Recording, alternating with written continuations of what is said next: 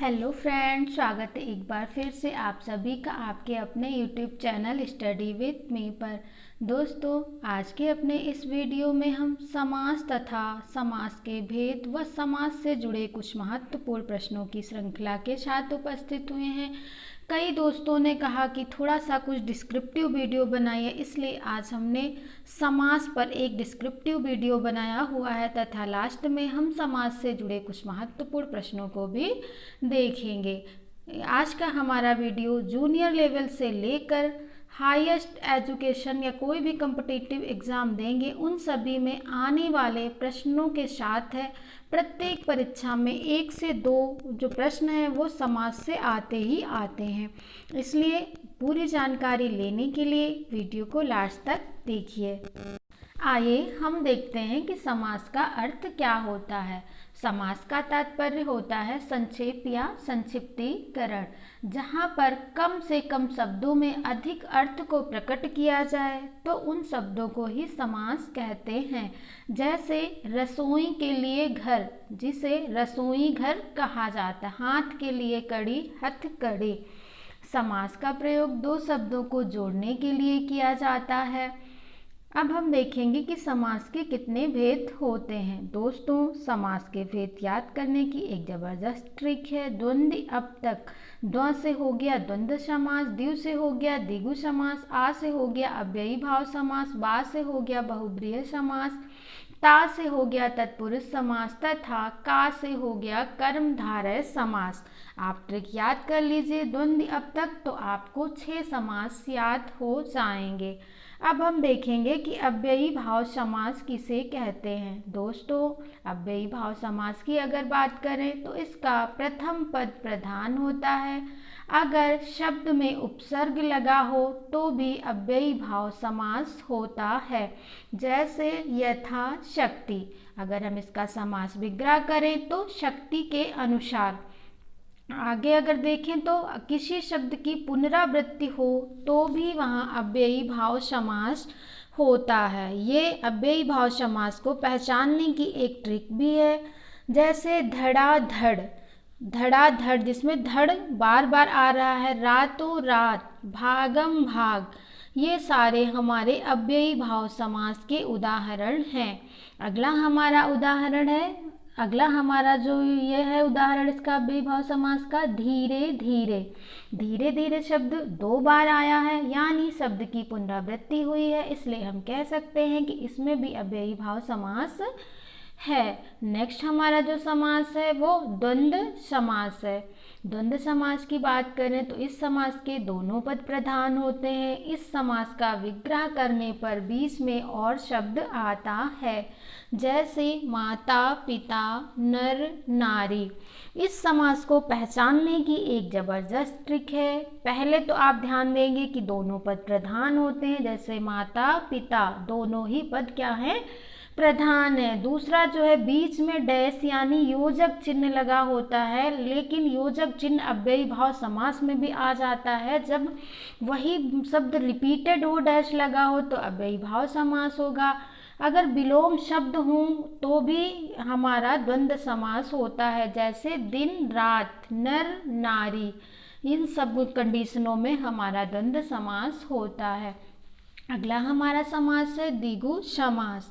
दोस्तों, द्विगु समास में पूर्व पद संख्यावाचक होता है। किसी भी अगर शब्द का पहला पद संख्यावाचक हो तो वहाँ पर आप आंख बंद करके द्विगु समास लगा सकते हैं। जैसे नवग्रह, दोपहर। अगला हमारा जो समास है ये कर्मधारय समास है।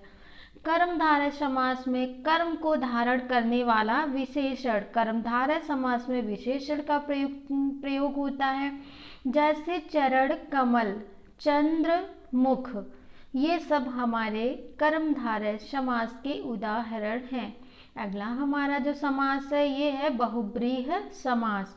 दोस्तों, यह ऐसा समास होता है जिसका कोई भी पद प्रधान नहीं होता है, बल्कि दोनों पद मिलकर जिस तीसरे पद की ओर इशारा करते हैं वह पद प्रधान होता है।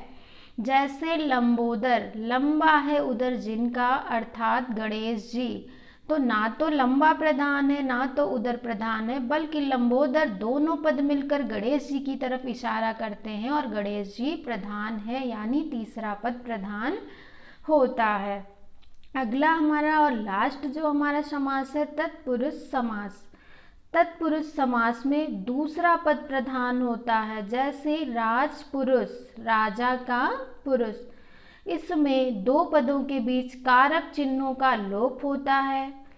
अगर इसमें पूछा जाए कि कौन से कारक चिन्हों का इसमें प्रयोग नहीं होता है, तो कर्ता और संबोधन कारक छोड़कर बाकी सब तत्पुरुष समास में आते हैं। इसका उदाहरण राजपुत्र हो गया, राजा का पुत्र, राजपुरुष आदि ये सब होते हैं। आइए अब हम समास के बारे में हमने पढ़ लिया है, अब हम उनसे संबंधित प्रश्नों को हल करेंगे। हमारा पहला प्रश्न है, ऐसा कौन सा समास है जिसका प्रथम पद प्रधान होता है? दोस्तों इसका सही जवाब है अव्ययी भाव समास। अभी हमने पढ़ा कि जिसका प्रथम पद प्रधान होता है वह अव्ययी भाव समास होता है। अगला हमारा क्वेश्चन है, प्रतिदिन में कौन सा समास है? दोस्तों अगर प्रतिदिन को हम ध्यान से देखें तो हमें साफ साफ दिख रहा है कि प्रति उपसर्ग लगा हुआ है, और अभी हमने बताया यदि किसी शब्द में उपसर्ग आ जाए तो वहां पर आप आंख बंद करके अव्ययी भाव समास लगा दीजिए। अगला हमारा क्वेश्चन है, किस समास के दोनों पद प्रधान होते हैं? इसका सही जवाब है द्वंद्व। अगला हमारा क्वेश्चन है, पति पत्नी में कौन सा समास है? दोस्तों इसमें भी आप आंख बंद करके लगा सकते हैं द्वंद्व समास। इसमें दो टर्म्स फॉलो हो रहे, पहला तो आपका डैश यानी योजक चिन्ह का प्रयोग हुआ है, दूसरा पति पत्नी दोनों एक दूसरे के विलोम यानी अपोजिट वर्ड हैं, इसलिए यहाँ पर द्वंद्व समास है। नेक्स्ट हमारा क्वेश्चन है, जिस समास का प्रथम पद संख्यावाचक हो उस समास को क्या कहते हैं? दोस्तों इसका सही जवाब है द्विगु समास। अभी हमने पढ़ा कि जिसका प्रथम पद संख्यावाचक हो उसे द्विगु समास कहते हैं। नेक्स्ट हमारा क्वेश्चन है, तिरंगा में कौन सा समास है? दोस्तों अगर तिरंगा का हम समास विग्रह करें तो तीन रंगों वाला या तीन रंगों का समूह आ जाएगा। अब तीन की बात हो रही है यानी पहला पद संख्यावाचक है, इसलिए यह भी हमारा क्या होगा? द्विगु समास होगा। अगला हमारा क्वेश्चन है, विशेषण प्रधान समास कौन सा होता है? दोस्तों विशेषण का प्रयोग कर्मधारय समास में होता है। अगला हमारा क्वेश्चन है, महात्मा में कौन सा समास है? दोस्तों अगर महात्मा का हम संधि विच्छेद करें तो क्या होगा? महान आत्मा। समास विग्रह करें तो महान आत्मा। अब महान यानी विशेषण, इसकी तारीफ की जा रही है, उसके बारे में बताया जा रहा है, तो यहाँ पे भी हमारा कर्मधारय समास होगा। अगला हमारा क्वेश्चन है, महाराजा में कौन सा समास है? दोस्तों इसमें भी कर्मधारय समास इसका सही जवाब है।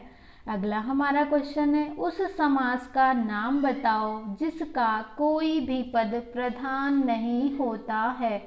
इसका सही जवाब है बहुब्रीहि समास। दोस्तों अगला क्वेश्चन है, नीलांबर में कौन सा समास है? नीलांबर का अगर हम समास विग्रह करें तो नीला है अंबर जिनका, अर्थात कृष्ण जी, तो दोनों पद मिलकर तीसरे यानी कृष्ण जी की तरफ इशारा कर रहे हैं, इसलिए यहाँ पे बहुब्रीहि समास होगा। अगला हमारा क्वेश्चन है, चतुर्भुज में कौन सा समास है? दोस्तों चतुर्भुज का हम समास विग्रह करें तो चार भुजाओं वाले, अर्थात विष्णु जी की तरफ यहाँ पे इंगित किया जा रहा है, इसलिए इसमें भी बहुब्रीहि समास होगा। नेक्स्ट हमारा क्वेश्चन है, ऐसा कौन सा समास है जिसका दूसरा पद प्रधान होता है? दोस्तों अभी हमने पढ़ा था कि तत्पुरुष समास का दूसरा पद प्रधान होता है, इसलिए इसका जो सही जवाब है वो तत्पुरुष समास होगा। नेक्स्ट हमारा क्वेश्चन है, किस समास में कारक चिन्हों का लोप हो जाता है? दोस्तों कारक चिन्हों का लोप तत्पुरुष समास में होता है, इसलिए इसका सही जवाब है तत्पुरुष समास। आज के हमारे वीडियो का लास्ट क्वेश्चन है, यज्ञशाला में कौन सा समास है। दोस्तों, अगर यज्ञशाला का हम समास विग्रह करें तो यज्ञ के लिए शाला अर्थात तत्पुरुष समास होगा। ये थे हमारे आज के क्वेश्चन। आई होप आपको समास समझने में कोई दिक्कत नहीं हुई होगी। आज आप बिना कहे ही आपने वीडियो को लाइक कर दिया होगा। अगर आप हमसे जुड़ना चाहते हैं, हमारे द्वारा दी गई जानकारी लेना चाहते हैं, तो हमारे चैनल को सब्सक्राइब कीजिए, बेल आइकन को प्रेस कीजिए ताकि हमारे चैनल से जुड़ी सभी अपडेट आपको आसानी से मिलती रहें। मिलते हैं दोस्तों अपने अगले वीडियो में। धन्यवाद, बाय बाय।